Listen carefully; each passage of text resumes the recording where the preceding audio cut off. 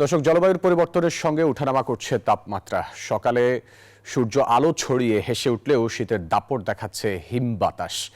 এ বিষয়ে বিস্তারিত জানাতে লালমনিরহাট থেকে সরাসরি যুক্ত হচ্ছেন সহকর্মী রবিউল হাসান। রবিউল, 2 দিন তাপমাত্রা বৃদ্ধি ছিল, এরপরে আবার তাপমাত্রা নিচের দিকে নামছে, নিম্নমুখী। লালমনিরহাটের পরিস্থিতি কেমন দেখছেন? কেমন শীত পড়ছে লালমনিরহাটে?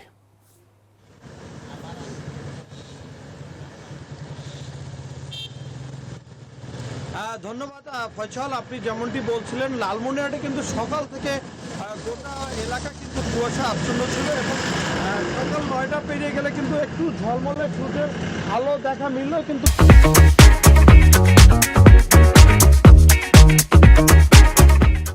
কুয়াশাটা কাটেনি এবং পাশাপাশি কিন্তু ঠান্ডা, কনকনে ঠান্ডাও কিন্তু কাটেনি।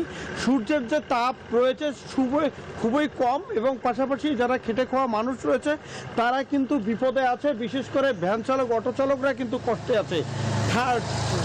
হিমেল হাওয়া এবং শীতের তীব্রতাটা কিন্তু কমেনি। পাশাপাশি এদিকে হাসপাতালগুলোতে কিন্তু রোগীর সংখ্যা বৃদ্ধি পাচ্ছে এবং বিশেষ করে শিশু ও বৃদ্ধদের আক্রান্ত হচ্ছে। এবং এদিকে তিস্তা ধরলা এবং সানিয়াজান তীরবর্তী মানুষের যে কনকনে ঠান্ডা এবং হিমেল হাওয়ায় কিন্তু তারা কষ্টে দিন পোহাচ্ছে। এবং আজকে কিন্তু লালমনিরহাটের সর্বনিম্ন তাপমাত্রা রেকর্ড করা হয়েছে 11.3 ডিগ্রি সেলসিয়াস। এই ছিল আমার কাছে সর্বশেষ। ফিরে যাচ্ছি স্টুডিওতে ফয়সালের কাছে। রবিউল, আপনাকে ধন্যবাদ আমাদের সাথে যুক্ত হওয়ার জন্য।